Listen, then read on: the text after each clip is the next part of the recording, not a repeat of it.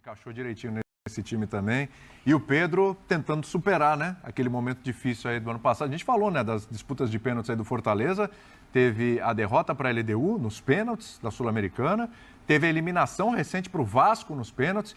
E nesses jogos, em algum momento, o Fortaleza esteve liderando no tempo normal, né? Tanto a LDU saiu na frente, 1-0, quanto o Vasco também. Depois tomou uma virada, depois vai buscar um empate. E o Fortaleza e o outro Ceará a final também, com o rival. Também a final com o rival. E hoje o Fortaleza começou, até o intervalo, né? Até o começo do segundo tempo, o Fortaleza estava na frente, estava 2-0, placar construindo o primeiro jogo. Então toma também, né? Não toma virada, mas toma um empate no agregado e aí tem que se superar nos pênaltis, hein? Para olhar o copo meio cheio, hoje é dia de olhar o copo meio cheio porque o título foi para o Fortaleza, né? Também a gente pode falar em superação, né, professor? É um time resiliente esse Fortaleza. Deve, né, William?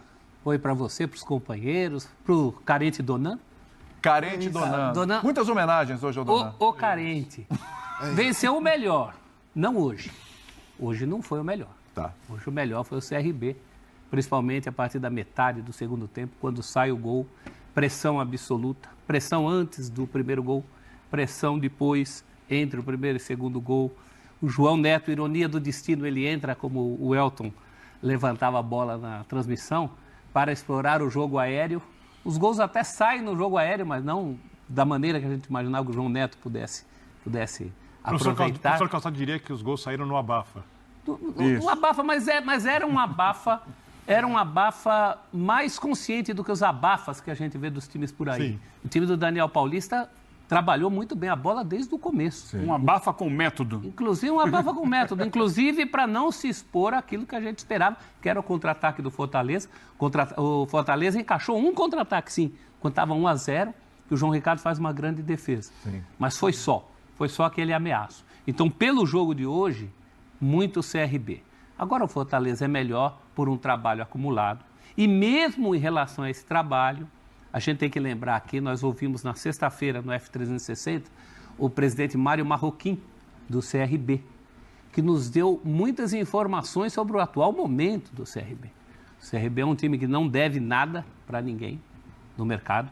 É um time que sabe exatamente o patamar em que está, lutando para voltar à primeira divisão do Brasileiro depois de 40 anos. Quando jogava, o esquema não era esse ainda, os estaduais eram classificatórios, era um outro mundo. Né? Ele ainda não subiu nesse esquema novo, e o rival CSA já subiu, embora já tenha voltado. Então tem muito trabalho aplicado também. A Copa do Nordeste é muito legal por isso. Né? Ela mostra, geralmente, os grandes ali do Nordeste que a gente espera que cheguem Bahia, Sport e Ceará. É muito salutar quando chega um CRB, quando chega um Sampaio Corrêa, que já foi campeão, quando chega um Campinense. A gente espera que logo o Santa Cruz recupere sua grandeza, porque jogando nada o Santa Cruz coloca público. Imagina se o Santa Cruz chega numa condição dessa, que chegaram hoje Fortaleza e CRB, nessa grande festa do futebol brasileiro, sabe? Eu acho que a Copa do Nordeste é uma solução encontrada entre estaduais e nacional muito interessante. Eu não replicaria isso para outras regiões, porque nem todas as regiões têm esse potencial, mas a região do Nordeste tem. Fortaleza mereceu pelo acumulado dos dois jogos. A gente não pode esquecer que é uma decisão de 180 minutos ou mais, com os muitos acréscimos que estão sendo dados. E no primeiro jogo, o Fortaleza foi também superior, teve a sua chance de fazer o terceiro gol. Isso não pode ser jogado fora. No acumulado, sim. Na competição inteira, não. Porque foi uma competição que o Bahia foi muito melhor que os outros. Sim. E o CRB também tem um mérito nisso, porque segurou o Bahia, conseguiu segurar o Bahia em casa.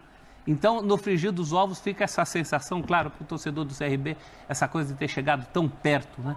Fazer o mais difícil. Só que no futebol não existe essa coisa de fazer o mais difícil. Você tem que fazer direito até o fim.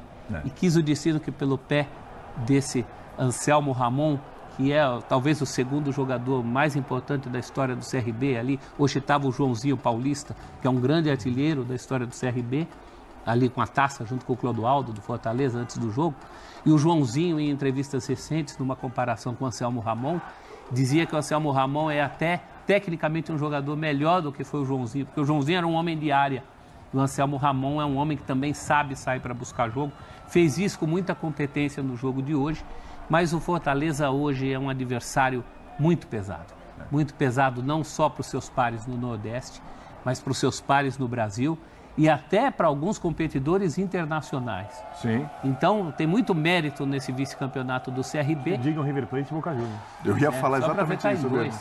E mais mérito ainda por mais esse título do Fortaleza. A gente falou muito dessa questão de tirar o peso dos pênaltis. Sim. É claro que ninguém gostaria de ir para pênaltis para ter que tirar o título dos pênaltis, ainda mais com a vantagem que o Fortaleza tinha hoje, de dois gols.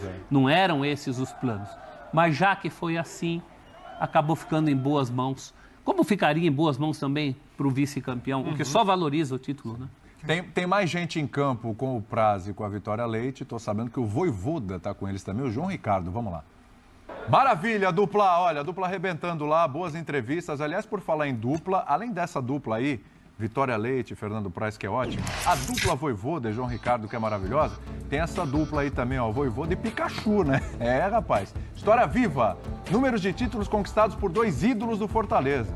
5. Vojvoda 5 títulos, Pikachu também 5 títulos, Pikachu que bateu o pênalti decisivo, já a gente pode falar sobre ele também, mas eu quero lembrar a você, fã de esportes, que vem aí uma outra dupla que vai arrebentar a partir do dia 25 de julho, nos cinemas. Confia em mim, não sou um herói. Você foi um X-Men. Você foi o... A viagem da... Marcelo E aí a Paz, coisa anda porque tem uma Daí o meu Paz. Vascão de... Marcelo Paz é um raro achou uma SAF dirigente. compatível. É um raro dirigente oriundo do associativo que hoje é o CEO da SAF. Perfeito. Para quantos você Perfeito. daria essa chave, Vitor Bina? Para quantos dirigentes de grandes clubes, quantos você faria? O assunto hoje, Tome conta da minha O assunto SAF. hoje é Fortaleza e CRB. Então, mas é bom pensar nisso.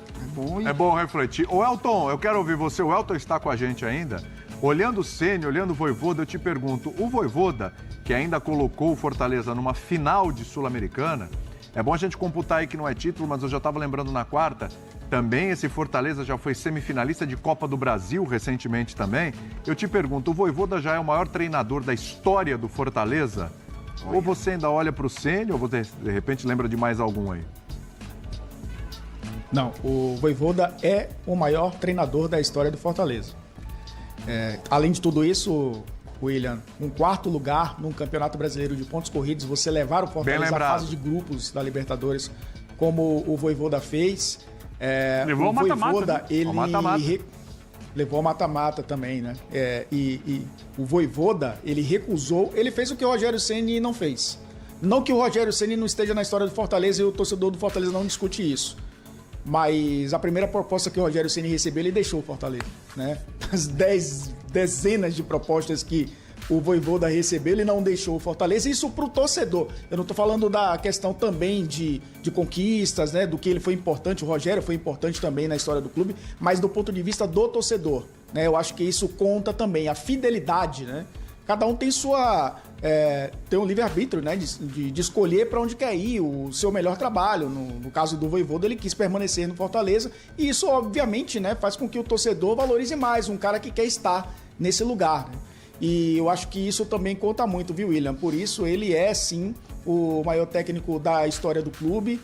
É lógico que tem outros que passaram pela história do Fortaleza que são importantíssimos, né, para construir essa história centenária, mas o salto que o Fortaleza deu nos últimos anos também se deve ao Rogério Ceni, claro, e isso é reconhecido dentro do Fortaleza pelo Marcelo Paz, que acabou trazendo ele quando ele acabou assumindo o clube como presidente, pela torcida do Fortaleza.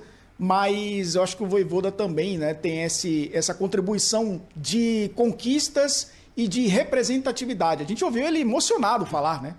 Com relação à torcida do Fortaleza, com relação à Copa do Nordeste, com relação à importância, né, da competição para o torcedor do Fortaleza. Ele levou isso para a final da Sul-Americana também, que era algo que isso ajudava demais também, essa representatividade, essa paixão, né, que o torcedor do Nordeste tem com relação aos clubes de futebol. Então acho que todo esse pacote, William, faz com que o Vojvoda seja, assim, considerado o maior técnico da história do clube. Ô William, Oi. só para contribuir com algum nome mais antigo. Isso, por favor. Você sabe, né, homem? O Fortaleza se sagrou tricampeão da Copa do Nordeste na tarde deste domingo, 9. No estádio Rei Pelé, em Maceió, o Leão superou o CRB nos pênaltis por 5-4 após derrota no tempo normal por 2-0. Na ida, a equipe havia vencido por 2-0 diante da sua torcida, no Castelão. Esse é o terceiro título do clube tricolor na principal competição regional do país.